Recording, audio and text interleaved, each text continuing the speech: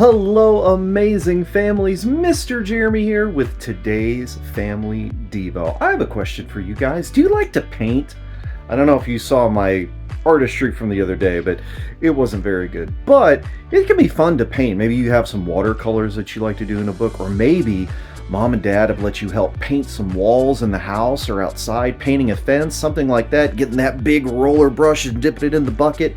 Painting can be a lot of fun, but it's always good to have some sort of protection for your hands or your clothes, putting maybe something over your shirt so you don't get paint all over it, or maybe if you're painting inside, you've put something down on the ground to keep the floor or the carpet safe from the paint splatter.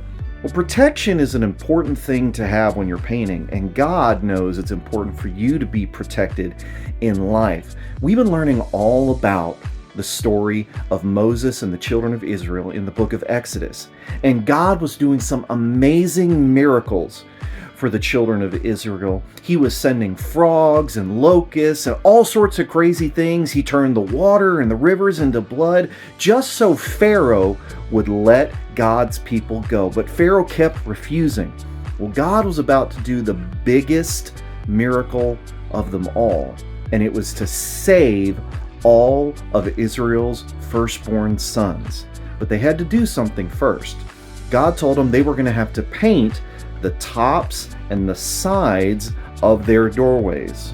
What are they going to have to paint them with? Ask mom and dad. They'll tell you. I'm kidding. It was the blood of the animal that God wanted them to sacrifice. They had to paint their door frame with it.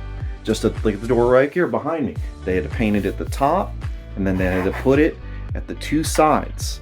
And when they did that, when God's plague was taking place, when it was happening, that death would pass over those houses. But it hit all the homes of Pharaoh's people in Egypt because they didn't obey God. They didn't listen to God. They didn't believe that God could do the things he said he would do.